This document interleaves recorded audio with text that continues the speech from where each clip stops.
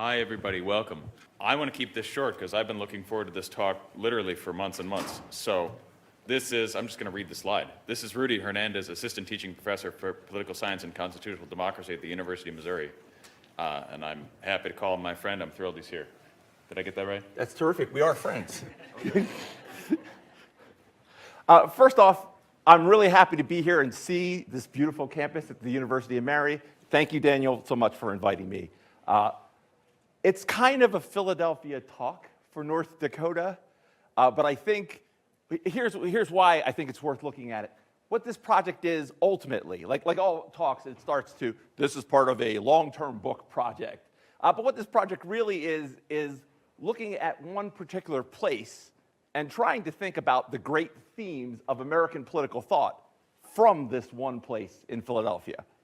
So let's start here. This is Stephen Girard.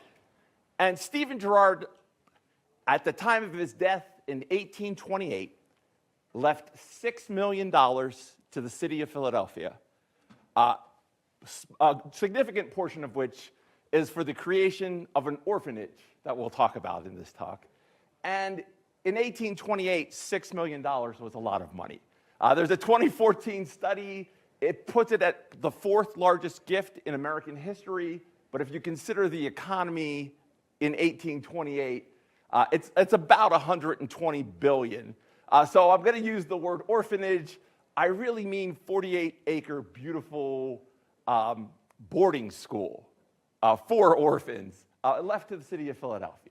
And then what I'm really trying to understand in this book project is, in a way, this statue. Also, you can see Thomas Walter designed the main building on campus. That's Founders Hall in the background. It's kind of a shot-for-shot remake of the of the Parthenon. Thomas Walter famously designed the U.S. Capitol, so they got some of the best, and it's Italian marble. 120 billion equivalent can go quite a long ways. So what I'm trying to understand is this statue, because it strikes me as historically problematic, right? This statue has Mr. Girard giving his bequest, and you can see all of this wide variety, diversity of students that came to receive this gift. African-American girl, the old orphan boys, right? As if Mr. Girard had given this gift to everyone in the city of Philadelphia. And he did. That's what the money does. But what we're going to be talking about today is the original will. This is the origin story of Girard College, if you will. And even this picture, right, it does a similar thing. You can see, we talk about monuments and images a lot now, so it's kind of critical to understand these things. But you can see this is Bruce Dangerfield, kind of a late add-on to the picture. So we'll look at that in just a second. All right, who is Stephen Girard? Mr. Girard, if not a founding father, is at least a financial founding father. He was a merchant, a banker. Those are some of the ways he got incredibly rich. He was a financier. When they closed the First National Bank, for a period, he was heavily invested in it and basically operated, really second too, operated as a private national bank. And that's how Mr. Girard made the vast amount of his money. Merchant, mariner, banker, but financer, especially of the War of 1812. I want to say this because I'm going to say some things negative about Mr. Girard, and I do appreciate him as a patriot. I think in the title when I say that time the devil beat Daniel Webster, I'm kind of thinking that Girard's the devil. So I don't want to go too far running down Girard. He was the hero of the yellow fever epidemic of 1793, when everyone, all the leading men in Philadelphia, ran out of the city because it's not good to live in a dense city when there's a yellow fever epidemic. Girard stayed and ran the hospitals. So he's kind of a patriot that way. You can see patriotism is something he cares very seriously about when we look at the will in just a second. Girard is a dedicated Jeffersonian. In almost every position, I think the one we have to worry about the most is whether there should be a wall of separation between church and state, the role of religion in society. Girard is clearly a follower of Jefferson, except he was for national banking. There you go. So it's full of contradictions, Mr. Girard. The next contradiction would be he'd often say, "Je suis catholique." I'm a Catholic.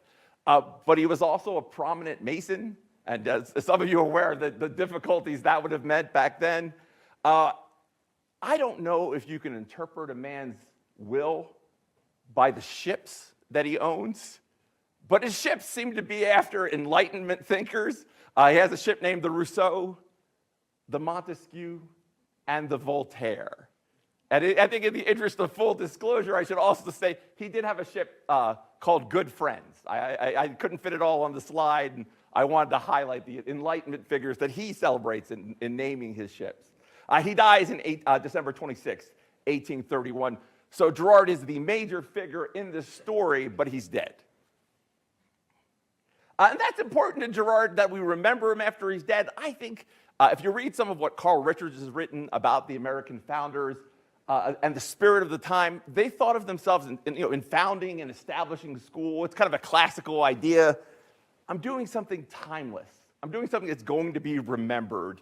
Writing a constitution, establishing a school. So this quote from Stephen Girard's most famous quote, "My deeds must be my life when I am dead." My deeds must be my life. When I am dead, my actions must speak for me. I think kind of shows what Girard had in mind with this gift, with this bequest to the school. So these next couple of slides are direct text from the will. And since the will is at issue here, what the text says is all we have about what Mr. Girard intends. We have a lot of questions when we go to interpret constitutions, to what extent we should look at intent. When you interpret a will, I think intent comes much more to the forefront, right? This is what he willed. This is what he wanted to have happen with his money after he's gone. So this is Stephen Girard's will. And whereas I have been for a long time impressed with the importance of educating the poor and of placing by their early cultivation of their minds and developments of their moral principles above the many temptations to which through poverty and ignorance they are exposed, I am particularly desirous to provide for such a number of poor male white orphan children as can be trained in one institution, a better education, as well as a more comfortable maintenance. Right? So it's about $2 to $3 million for the creation of a super orphanage for the education of poor male white orphan children. That wasn't the controversial part in 1831. This is the controversial part, what John Quincy Adams called the infidel clause. Secondly, I enjoin and require that no ecclesiastic, missionary, or minister of any sect whatsoever shall ever hold or exercise any station or duty whatever in the said college. No minister can ever get a job at Girard College, nor shall any such person ever be admitted for any purpose or as a visitor within the premises appropriated for the purpose of the said college. No clergy may ever step foot on my school. This will is being left to the city of Philadelphia, who will administer it through a board of city of trustees. So the city of Philadelphia will now have to have a completely secular orphanage, or so it seems. Right? That's the impact of this gift. He gives explanations as to why he wants this. Primarily, the avoidance of clashing doctrines. In making this restriction, I do not mean to cast any reflection upon any sect or person whatsoever. But since there's such a multitude of sects and such a diversity of opinion amongst them, I desire to keep the tender minds of the orphans who are derived advantages from this bequest free from the excitement which clashing doctrines and sectarian controversies are so apt to produce. So what Girard, I think, is saying here is, I don't want any minister to ever step foot on my campus because religion breaks into factions. There's going to be Baptists and Methodists and Catholics, and they're going to argue with each other, and that's going to distract them from the education that I want them to get. My sense of this is, and here I think it goes to the heart of what Justice Story does in this decision, Girard wants a secular school. I mean, that's my sense.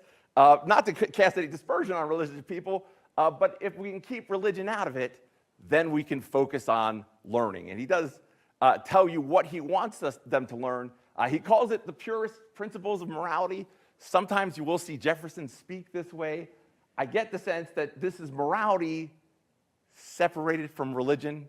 It's pure benevolence. Remember, Jefferson edits some of the Gospels, and he takes out most of the miracles. And you can see what he would call the pure religious teachings, the pure ethical teachings of Jesus. Jesus is an ethical teacher for Jefferson, so Jefferson's kind of an invisible character here.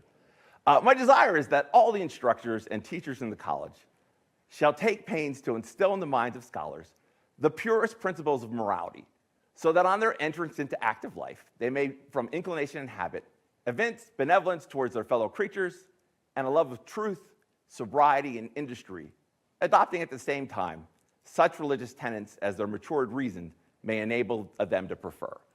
So they're going to learn what are sometimes called the bourgeois virtues.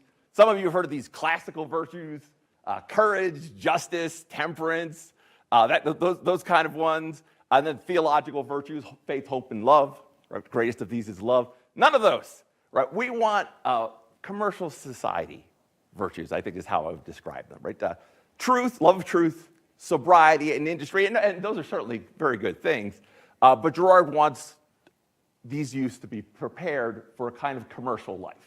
That's the emphasis. They're going to learn the purest principles of morality. And when they're grown up, when they're 18 or 19, having graduated from the school, then they'll be free to pursue whatever religion that they see fit. Here's what he wants them to learn. And again, I think this echoes the idea of this is supposed to be for a commercial republic. They shall be instructed in the various branches of sound education, comprehending reading, writing, grammar, arithmetic, geography, navigation, surveying, practical mathematics, astronomy, natural, chemical, and experimental philosophy, the French and Spanish languages, perhaps the languages of commerce. Right? I do not forbid, but I don't recommend the Greek and Latin languages. Maybe the languages of religion. Certainly the languages of the classical world, right? I won't disallow it, but I discourage you from teaching them Greek and Latin. And such other learning in science as the capacities of the several scholars may merit or warrant. And I think this next sentence is a very classic Enlightenment sentence. It's been happening since Descartes. It's been happening since Francis Bacon. I would have them taught facts and things rather than words or signs. I think Girard, from this will, clearly wants a secular education that's science-based, if that makes sense. An Enlightenment education is what Girard is looking for. But that being all said, he still wants them to have a kind of civic education. Remember, Girard is a patriot. He is the hero of the yellow fever epidemic. And so I especially desire that every proper means of pure attachment to our Republican institutions and to the sacred rights of conscience, as guaranteed by our happy constitutions, shall be formed and fostered in the minds of the scholar. So Republican attachment, pure principles of morality, which don't have anything to do with religion, science knowledge, mechanical knowledge, commercial society knowledge, a downplaying of the classical and Christian world. That's what Girard wants in a society that doesn't want that.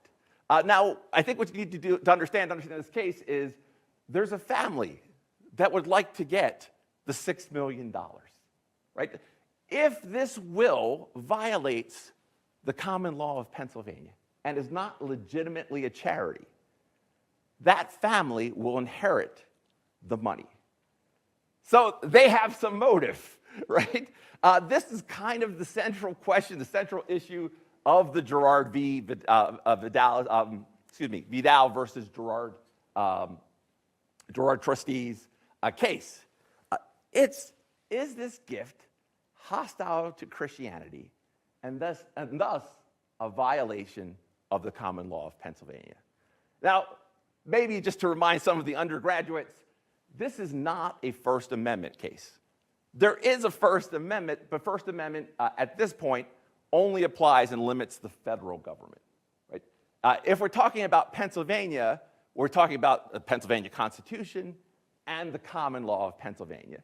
And it was held by many people that Christianity was a part of the common law. It was why we were able to have things like blasphemy laws. It was often considered thin, like our universe is ordered according, we have an ordered universe by the divine. You can't outright be hostile towards Christianity in our society. That's what blasphemy laws are, right? So there is a kind of debate that takes place as to whether or not it's true that Christianity is a part of the common law. And again, it's Jefferson, right? Jefferson wrote a letter to John Cartwright, but he says it in several other places as well. He thinks it's a misinterpretation of what ancient scripture is, but his position really is this: for such the judges have usurped in their repeated decisions that Christianity is part of the common law.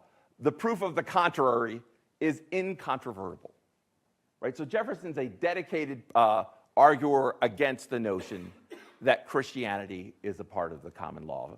And thus, that's a major question. Is it a part of the common law? Then a secondary question, but more important, is it part of the common law as understood in Pennsylvania? Is that pretty clear, folks? Okay. He's countered by Joseph Story. Joseph Story is famous for arguing against Jefferson that Christianity is a part of the common law, saying there's never been a period in which the common law did not recognize Christianity as lying at its foundation. So there's a series of exchanges, a very public debate. Joseph Story is the judge that writes the majority opinion in this case. Joseph Story and Daniel Webster have a pretty extensive background, just like Webster and Marshall. Marshall and Story are very close as well. So that's definitely going on. Let's look at Webster. Webster is hired by the family that would like to inherit this money. And I said this to somebody just before the talk. They had mentioned the Dartmouth case. Webster is famous for saving Dartmouth University from a state takeover. I said, well, in that case, he saves the school. He saves Dartmouth. In this case, he's trying to destroy an orphanage from ever getting started, right? He's arguing for the Girards family and who will inherit the money if this will is not a charity under the common law. So the will is not specific. It's left to poor male orphan boys. And since it's not specific, it has to be understood as a charity. And a charity can only be understood if it has a benevolent purpose. If it violates the common law of Pennsylvania, it doesn't have a benevolent purpose, this thing can't go forward. Webster is probably the best orator in the country. It's disputed, but amongst the best orator, the best lawyer in the country. He's a once and future senator from Massachusetts. He was recently the U.S. Secretary of State, and he's going to run on this speech that he gives criticizing the will. So in his argument, it gets taken down, it gets published. It's actually a campaign pamphlet in his 1844 campaign for president. So he's a future Whig candidate this same year for president of the United States. And I would say this, I think the Whigs generally take the position, sentiment and religion must be promoted in order for this country to be whole. Large, diverse country, we need to remember our heroes, we need to promote religion to keep together. That sort of Whig sentiment for the U.S. American Whigs is at the heart of what they do. So Webster brings the complaint, and these are his arguments against the will. So just like I said a minute ago, poor white male orphan, it's too vague to be a direct inheritance, right? There's no party that's going to receive this. It must be understood as a charity. This one, I think we do really have to think about. It's an argument about the role of religion in life. Webster says religion answers fundamental questions we all worry about. Who am I? Why am I here? What am I supposed to be doing? Religion gives answers to those questions. Christianity gives answers to those questions. By taking those out of education, you're taking out the ordering principles of education. Religion is central. It won't really be education if we take those out. And Girard doesn't want religion in the will. Here's another one. What Girard is worried about with clashing doctrines and clashing sects is actually education. You're going to go to school with Protestants, with Baptists, with Methodists, with Catholics. They need to learn to accommodate to one another. And by removing religion, you're not preparing them for the real world where they're going to meet other people. So it's kind of a diversity argument from Webster, kind of surprising, right? Then I'll go to the last one next. This will seems to only forbid the teaching of Christianity in its school. They're going to be able to learn anything else, right? From the description, they could all learn Voltaire. And I think that wasn't chosen by accident. I think he knows very well that Girard was probably an admirer of Voltaire, but not the Gospels. What kind of an education system is this, right? And then I want to take a little deeper look at this penultimate one here. It violates the customary way of life of the citizens of Pennsylvania and forces them to run a secular institution. This is a really weird argument to us. I think after you experience thinkers like Hobbes and Locke, we start to take this position. If it doesn't say I can't, then I can. Or if I had to sum up liberalism in a sentence, that would be something like that. If it doesn't say I can't, then I can, right? The assumption is we can do it, right? What Webster's kind of arguing is a common law argument that custom has a force and claim on us in society. And my teacher, Jim Stoner, would often say the natural law and the common law are not the same thing, but maybe they're cousins, right? And so there's a way in which the natural law always, and that's, I think, a lot of what is meant by Christianity as a part of the common law. There's a way in which the natural law thinking permeates many of the common law cases. The one I was talking about last night, common law marriage. Maybe there's no minister in town. A couple get together, they live together, they present themselves as man and wife for a long time, 7-9 years. They're understood as that. At a certain point, that the common law kind of says, if it looks like a squirrel, if it acts like a squirrel, it's a squirrel. The common law has, if you've been living open in public as someone, husband and wife, even though there was never a formal ceremony where you signed the paper, the common law says that's a marriage. And there are duties and responsibilities to each other in a marriage. That's what common law marriage is. It's a kind of observation of reality. That I think is undergirded by natural law thinking. So I wanted to highlight this argument from Webster. It's the same in Pennsylvania as everywhere. The general principles and public policies are sometimes established by constitutional provisions, sometimes by general consent. Everything declares it. The massive cathedral of the Catholic, the Episcopalian Church, the plain temple of the Quaker, all proclaim that Christianity, general tolerant Christianity, is the law of the land. And this is like a 1780s prospect of Philadelphia. You can see by far the most prominent things in town are the churches. What Webster's kind of saying is this is how we live here. It's a kind of foreign argument to us. But if you look at Blackstone, Blackstone in his commentary on the common law and the laws of England says this: the lex non scripta, or unwritten law, includes not only general customs, or the common law properly so called, but the particular customs of certain parts of the kingdoms, and likewise those particular laws that are by custom observed only in certain courts and jurisdictions. Right? And then he continues, this last paragraph here is pretty good.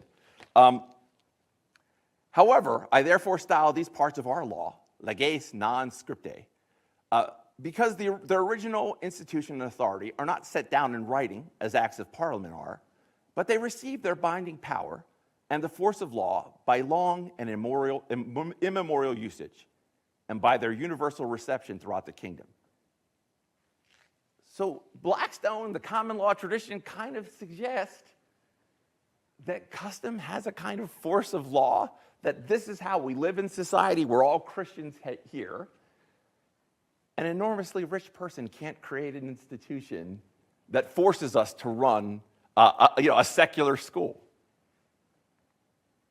Here, I want to say that this nicely parallels something in the Thomistic tradition.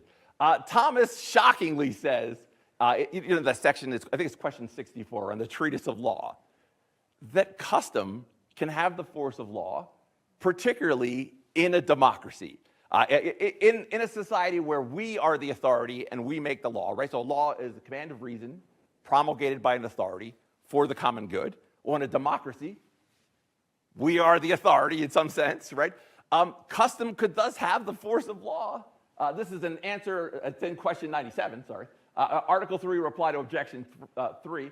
For if they are free and able to make their own laws, the consent of the whole people expressed by a custom counts far more in favor of a particular observance than does the authority of the sovereign, who has not the power to frame laws except as representing the people.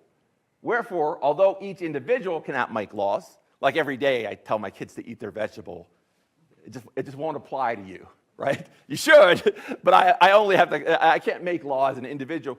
But us together, through our customary actions, we make a kind of law, right? Yet the whole people can. The example often used in class, in Philadelphia, we have something called savesies. That's when it snows, and if you dig out a snow spot, we always understood that that spot belongs to the person that dug out that spot. And it's made by the people. It's reasonable. The person that did this work should be able to get their snow parking spot. It's democracy, so we're the authority. It's understood. It's promulgated because customs are sort of inherently promulgated. That's a kind of law. I know it's very shocking to think that you might say, oh, well, who enforces it? Well, I'll tell you, in Philly, there are guys in the neighborhoods that enforce it. But remember, enforcement is not an essential element of law in the Thomistic tradition. That's going to be Hobbes, John Austin, right? If law is a command of reason promulgated by an authority for the common good, then Philadelphia savesies is a kind of law. All right, what about the defense?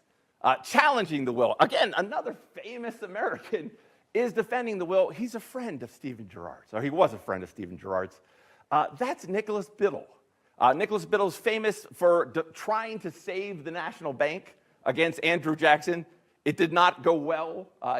Jackson won, but Biddle's a strong advocate also for free public schools. I think that's also very much in the Jeffersonian tradition, public education. Jefferson has 3 things on the gravestone. We actually have the gravestone at Mizzou. That's kind of, I can't exactly explain why that is, but it's, I think Jefferson is the author of the Declaration of Independence, the founder of the University of Virginia, and then the third one, maybe is the most important for our purposes. Jefferson disestablished the state religion of Virginia, along with Madison and the Baptists. They helped him, right? So what are the 3 things? Those are the 3 things Jefferson's truly proud of having done. And I think any Jeffersonian would be in favor of disestablishment of religion. I will say this, there were people on the other side of that debate. You don't hear about those other people, but they were George Washington, John Marshall, Patrick Henry, all advocating to continue the established religion in Virginia. So as a follower of Jefferson, I suspect Biddle is a strong advocate of secular free public schools. He was the 3rd president of the 2nd National Bank. And then his argument is kind of a clever one. I think it switches us from an argument about intent to a strictly textualist argument. He argues that the will is actually not hostile to Christianity. It's merely hostile to ministers. See, the text of the will says, no clergy or ecclesiastical or minister may ever step on campus. It doesn't say we can't teach Christianity there. It doesn't say they can't read the Bible there. This will is not hostile to Christianity, merely ministers, right? There's a letter that Joseph Story writes where he says, this whole case has taken on a kind of theological character. Can you have Christianity without ministers, or is eliminating the minister, inherently hostile to Christianity? Is it enough to be hostile? But I think what we've seen from the text of the will, and feel free to disagree with me, Mr. Girard wanted a secular school, right? He said, well, I wanted to prevent clashing doctrines from happening. So Webster has a response. Webster's argument is really, the bit of argument's ridiculous. When people teach subjects, you want experts teaching those subjects, right? By eliminating ministers from teaching religion, it doesn't make any sense. You're sort of saying, I want the people untrained to be able to teach religion on campus. Doesn't make any sense in terms of education. Also, excluding ministers is just intrinsically stigmatizing to the leaders in Christianity, right? In the same way, we will eventually say in Brown versus the Board of Education, it's a badge of shame. A separate but equal is unconstitutional because it's stigmatizing. Webster makes the argument excluding ministers is stigmatizing to Christianity, and thus hostile to the common law of Pennsylvania. Also, if the governess is what they called them then, I think they now call them house parents, if the kids are being watched, the supervisors of these children, the teachers, teach them about religion, teach them about the Bible, there'll still be plenty of clashing doctrines, which is exactly what Girard didn't want. They'll still be taught by Methodists and Baptists and Catholics, whoever works at the school. Girard really wanted a secular school, and you can't change this intent of the will to allow the will to go forward. So the story's kind of facing a difficult question. You have to imagine, what would Girard want? Would he want a school that existed, an orphanage that existed, that taught Christianity with no ministers? Or would he want this to stop? He wouldn't want this at all. There's very little way to tell what should be done. Girard's gone, right? Long gone, 13, 14 years gone. You can't ask them. But Webster's argument is pretty clear. Girard wanted a school free of religion. And you can't do this. Another argument Webster makes, though, we didn't think enough about, the first 18 years are when you learn about religion.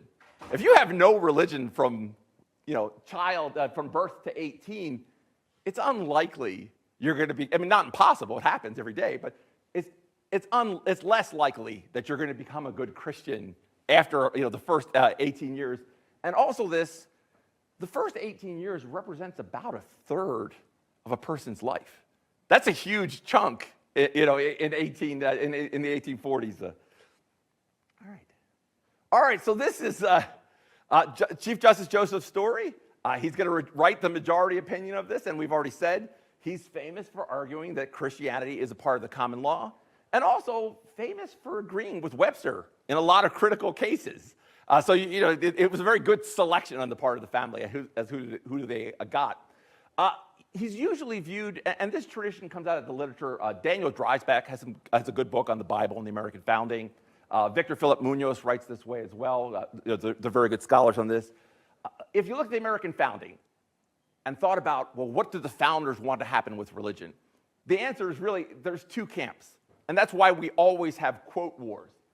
You've seen this all the time on Twitter or what have you. Here's a quote from Adams, and he says, Christianity is no foundation of this country. And then someone else has another quote that says, religion is indispensable. You can actually do it with Adams on both sides as well. That's why you have quote wars, because there's really two different positions.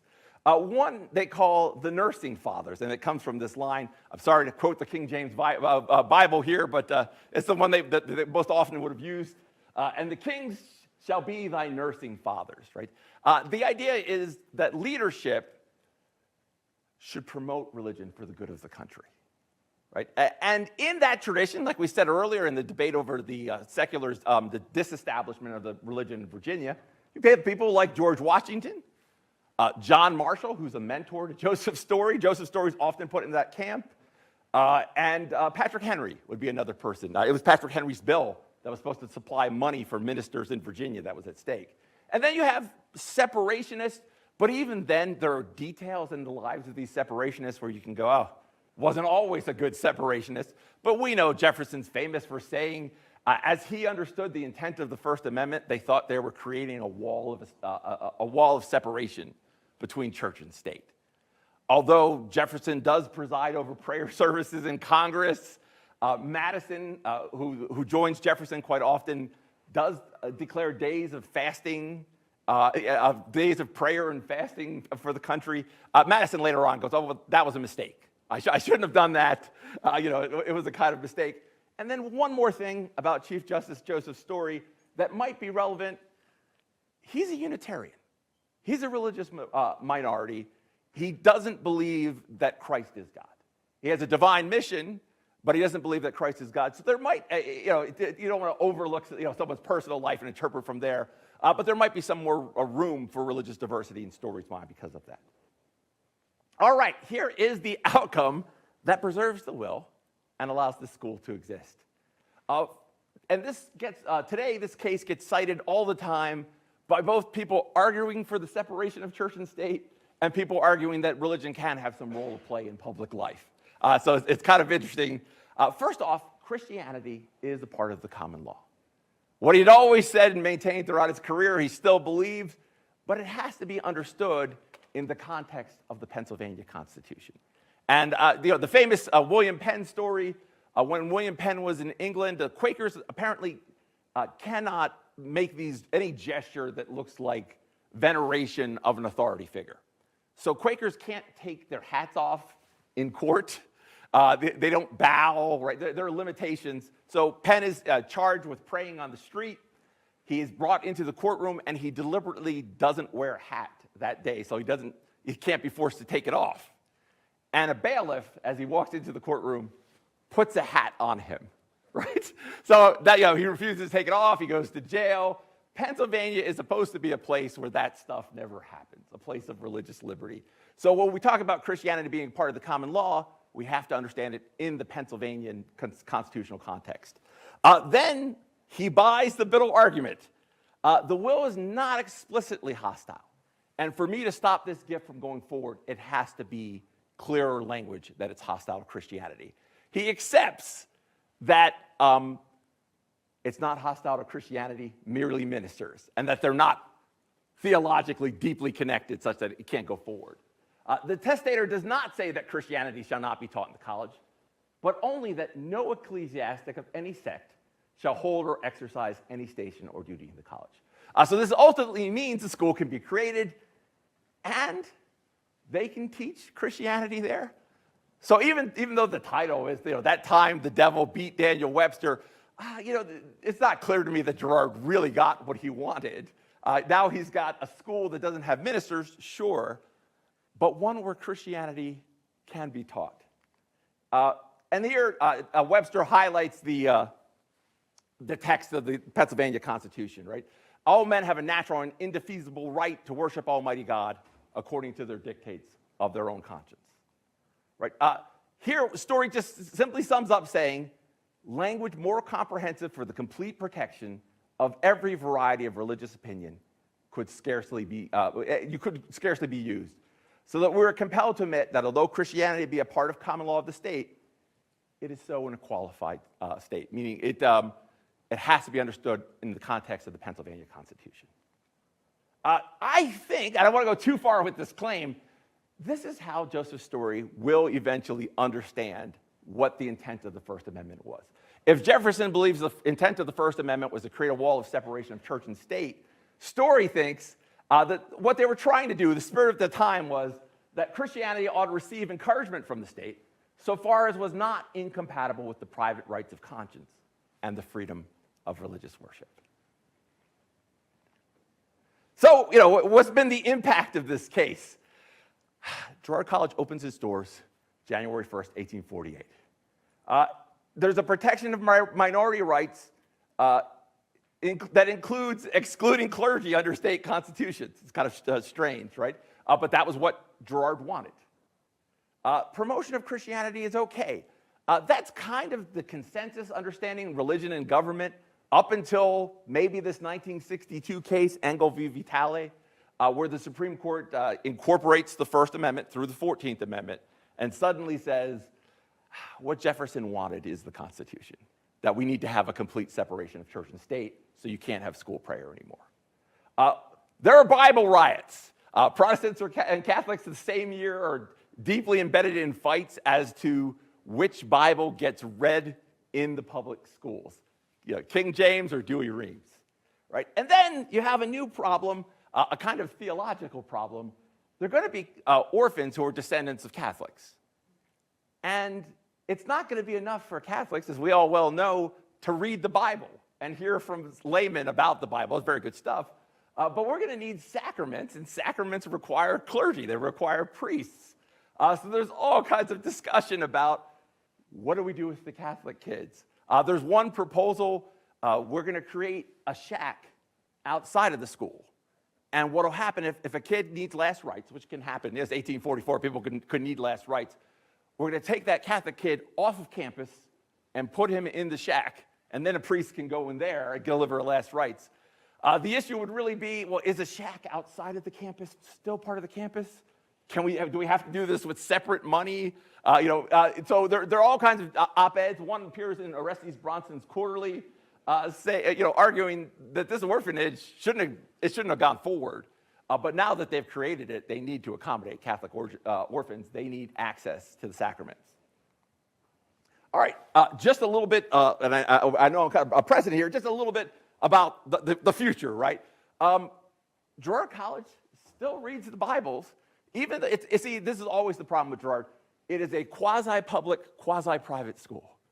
So sometimes it's administered by a board of city trusts from the city of Philadelphia, but it seems to have more religion now than your average public school. It has a chapel in it. Students sing non-denominational Protestant hymns there, even though it's still administered by these board of city trustees, even though Girard's famous words are on the walls of the chapel. Desegregation of the school, right? Just to give you a little coming attraction for the rest of it. Martin Luther King, Cecil B. Moore work hard to desegregate Girard. This is them appearing outside of Founders Hall. Get it right. That's Martin Luther King Jr. He's protesting that there's this incredible boarding school for poor children from broken homes, but it's not available to the black children in the city of Philadelphia. In 1968, Girard will desegregate. That's incredibly late for a school in Philadelphia. For 1954, Brown versus the board, and Philadelphia still has a school that doesn't desegregate to 1968. In 1984, girls will be admitted. And with that, I want to thank you for listening.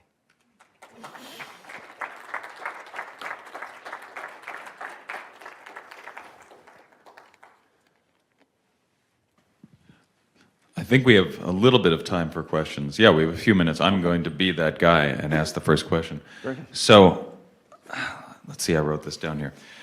I have a couple questions that are linked together. So first, does Girard foresee that the infidel clause is going to be controversial? And if so, is what he says about his fear of sectarianism, is it merely an excuse designed to pass legal muster?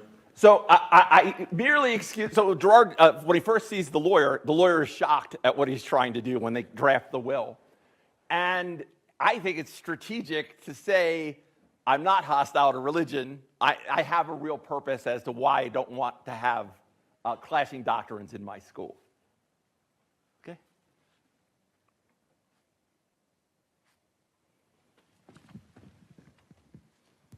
Does it make a difference to this case that he leaves the school to the city? Like, if he left this money to a private foundation, is it still the same problem that you can't have a nonprofit do this? Or is it like something about the fact that the government has to be rejecting ministers, et cetera? So I think the answer is both, right?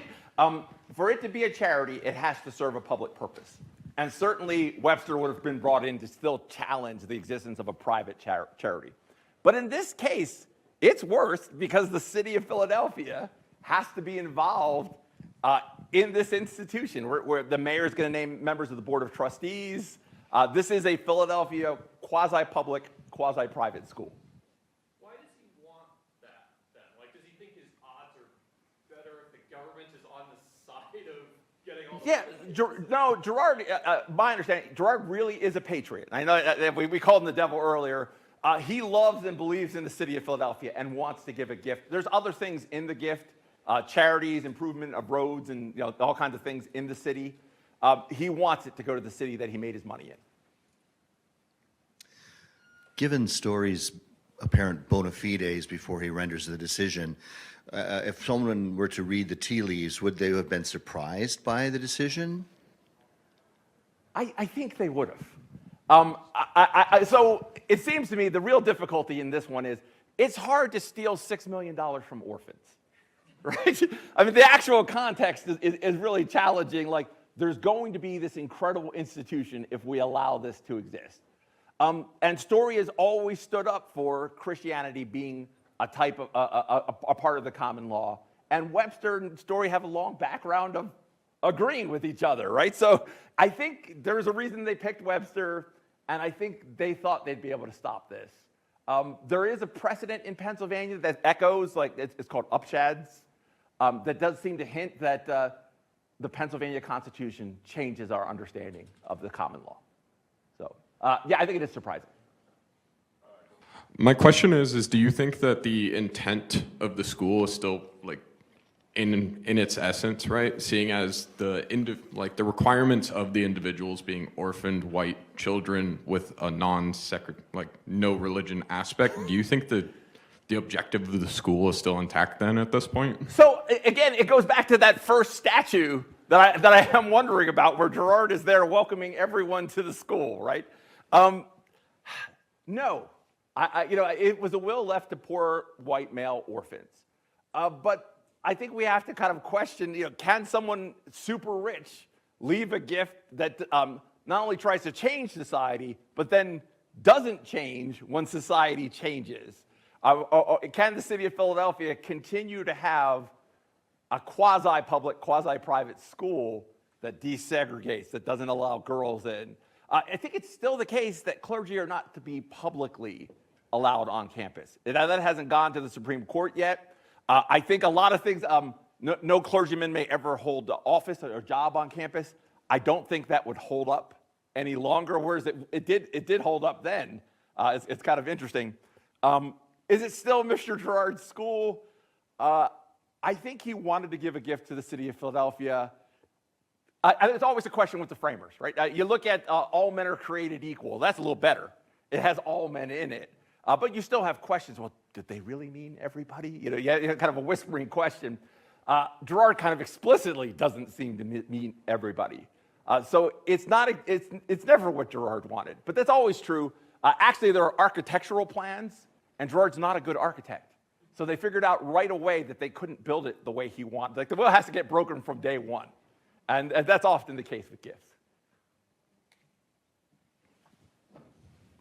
I'm not seeing any other hands. I'm going to ask one more question in the last 30 seconds. Does Webster agree with the arguments he's making, or is he just a good lawyer? No, Webster truly, I think this is the claim. Webster truly believes that religion needs to be promoted for the good of society, and he campaigns on it in 1844 in his campaign for president.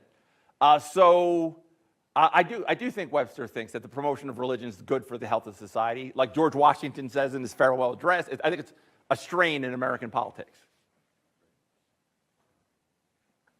I think we need to end it. Thanks, everybody, and thank you, Rudy.